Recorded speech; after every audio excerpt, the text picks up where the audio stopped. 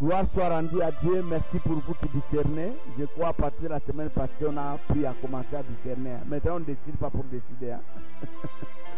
Même si on a raison, on discerne. Même si on sent qu'on va réussir, on discerne d'abord. On ne s'engage pas rapidement. Même si c'est mon frère qui m'a demandé le service, je discerne d'abord. Même si la proposition est venue de l'église, je discerne d'abord. Ok? Soyez bénis. Je vous salue encore en passant et que le Dieu de grâce habite chez vous. Ma prière, que la mort s'éloigne de vous, que les maladies s'éloignent de vous, les blocages s'éloignent de vous, que tout soit facile pour vous. Je prie que les portes qui étaient fermées, que ces portes se débloquent. Que les portes se débloquent et la grâce de la grandeur vous affecte. Soyez bénis en tout et pour tout. Au nom de Jésus. Amen. Année des espoirs. Année des espoirs, vous savez, c'est lorsque les gens se moquaient de vous. Ils se moquaient de vous. On vous a donné un nom que vous n'avez pas mérité. Et puis demain, ils vous voient, c'est une autre personne qui apparaît. Les gens changent de langage. Ah, assurément. Hein? Les hommes diront que c'est lui. Les hommes, non, ce n'est pas lui, il ressemble. Parce que cette personne-là, il est né comme ça avec. Depuis qu'il est né là, il ne voyait pas. Alors chacun avait un langage autour de cette personne. Non, ce sont ses parents qui ont péché. Non, ta maman là n'était pas normale. Ton papa c'était un occultiste. Alors, un jour on le voit, il apparaît là. Est-ce que c'est lui? Les uns disaient, mais c'est lui. Les autres, non, ce n'est pas lui, il ressemble, c'est lui, il peut retrouver la vie. Par quelle magie? Et lui-même disait, c'est moi. Je ne ressemble pas à la personne, c'est moi, ce n'est pas une autre personne. Quand il y a les exploits, le langage change. Maintenant, écoutez. Dans le domaine des exploits, il y a des partenaires que Dieu nous donne. Ok? Il y a des partenaires que nous allons rencontrer. Il y a même des gens qui vont nous aider à nous introduire dans les exploits. Prenons l'exemple de nous les pasteurs. Il y a certaines personnes pour qui on a prié et ils ont dit, depuis que tu avais prié pour moi, Dieu a transformé ma vie, je suis béni. Vous n'avez jamais rencontré quelqu'un pour dire ça, cher pasteur? Ils sont nombreux qui disent ça, non? Il y a soupé, j'ai rencontré quelqu'un pour qui j'ai prié en 2010. Pendant que je prêchais l'évangile à la prison centrale de la Cassap. J'allais chaque mardi prêcher l'évangile. Alors maintenant, je ne vais plus. Je n'ai pris beaucoup de temps. J'ai toujours regretté comment j'ai arrêté ce ministère. Mais c'est un grand ministère. Je l'ai fait pendant beaucoup d'années avec ma mère et quelques amis pasteurs. Entre autres, le pasteur Aubert Kassongo m'accompagnait là-bas. Même mon grand frère, même Joseph. On allait prêcher l'évangile à la prison. Alors, j'ai 2010. J'avais prié pour quelqu'un. Il m'a donné ce témoignage lui-même. On s'est rencontré avec lui par hasard. Il m'a dit, papa, il a grossi. Moi aussi, j'ai pris des poids. Il me voit, il dit, bonjour, pasteur. J'ai dit, bonjour. Il dit, papa, moi, c'est elle. Papa m'avait oublié. Mais tu me rappelles. Tu avais prié pour moi en prison. J'étais venu te demander quelque chose pour que je mange. Je n'avais rien ce jour-là, j'étais affamé. Tu m'as dit, je n'ai rien à te donner. Je vais prier pour toi. Dieu va te libérer. Papa, tu avais fait une prière pour moi. On m'a libéré. Aujourd'hui, je suis un homme libre. La prière de 2010, papa, j'ai cherché comment venir témoigner. Je passerai même à l'église témoigner. Il y a beaucoup d'années qu'on m'avait déjà libéré de la prison. Au moment où j'étais déjà condamné. Il y a des gens que nous rencontrons, des partenaires. Est-ce que quelqu'un m'écoute? Peut-être c'est notre pasteur qui va t'introduire dans la vie des espoirs. Mais il faut faire attention. Il y a d'autres partenaires aussi qui vont te faire sortir dans le monde est compliqué. J'aime ce texte de la Bible qui dit, celui qui a beaucoup d'amis, il les a pour son propre malheur. On ne refuse pas d'avoir des amis, mais quand on en a trop, quand on ne discerne pas, on ne comprend pas les amis qui sont autour de nous. Hein? On se connecte à n'importe qui. Trop de connexions, on peut se nuire. Ok? La vie des espoirs, c'est une vie qui demande des partenaires. Écoutez maintenant, lisons un peu ce texte. Je prends Proverbe 27, le verset 10. N'abandonne pas ton ami et l'ami de ton père. Ok? Je reprends. N'abandonne pas ton ami et l'ami de ton père. 2. N'entre pas dans la maison de ton frère au jour de ta détresse. Mieux vaut un voisin proche qu'un frère éloigné. Les gens ne comprennent pas le sens des personnes avec qui Dieu nous connecte. Hein?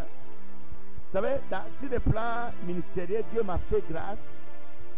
Il m'a ouvert les portes. Hein? J'ai la facilité d'aller du côté Afrique australe. Hein? Je prêche. Toutes ces relations-là sont nées à partir d'une seule personne. J'ai connu une personne que moi j'ai aidé à Lubumbashi pendant les temps difficiles et Dieu a fait que cette personne quitte, qu'il aille s'installer en Afrique du Sud et cette personne a commencé à me connecter avec ses amis de la Zambie, les amis de Nairobi. Ceux de la Zambie me connectent avec ceux de Kampala. Vous devez être un peu bien aimé dans le Seigneur. Donc, Dieu peut utiliser n'importe qui pour que ta vie s'ouvre. C'est pourquoi nous devons avoir premièrement une bonne impression des gens qui se connectent à nous. Des gens qui viennent vers nous.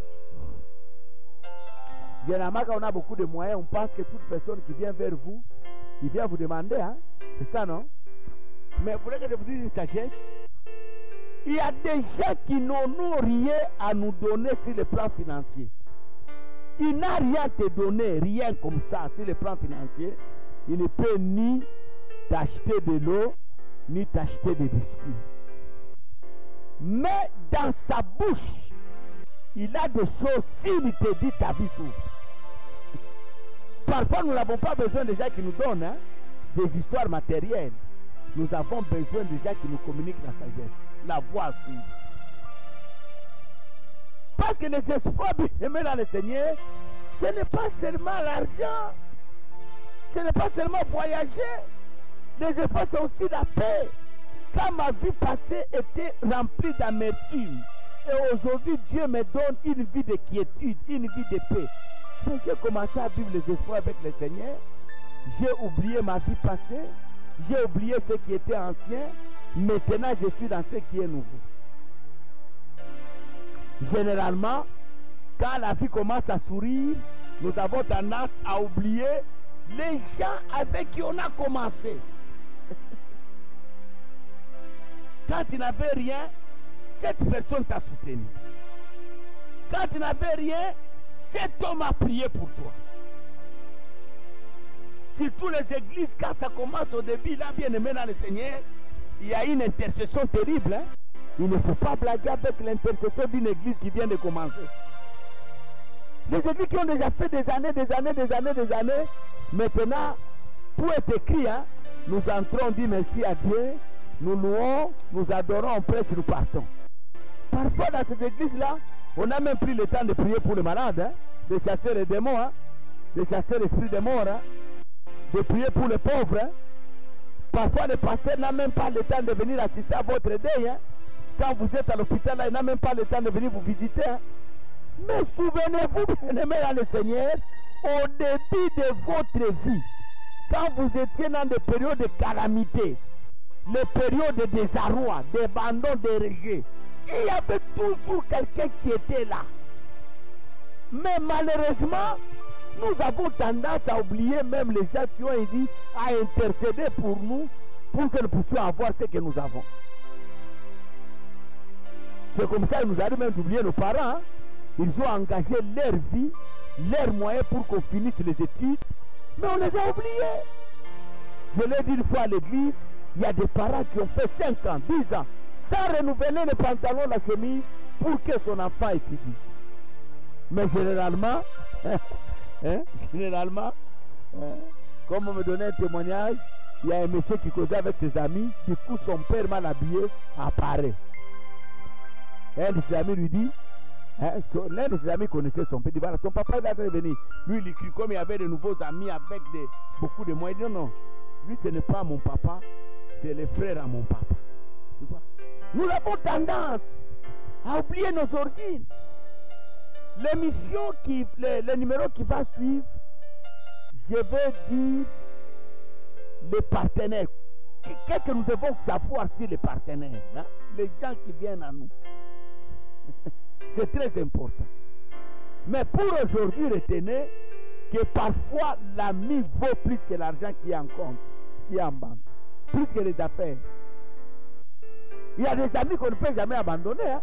Il y a des amis, même s'ils veulent vous fuir, cherchez-les.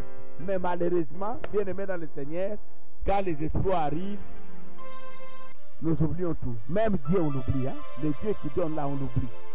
Hein? J'ai vu des pasteurs, vous entrez dans l'église, du début jusqu'à la fin de la prédication, il n'a pas cité Christ, il n'a pas cité Dieu, il s'est cité seulement lui, ses amis, sa femme et ses enfants terminés, la prédication terminée. Il n'a pas cité Christ. Que Dieu nous bénisse, si vous avez aimé les numéros, partagez-les, aimez-les, bien aimés dans le Seigneur, faites des commentaires, que la joie et la bénédiction de Dieu soient sur vous, au nom de Jésus, et ne loupez pas les prochains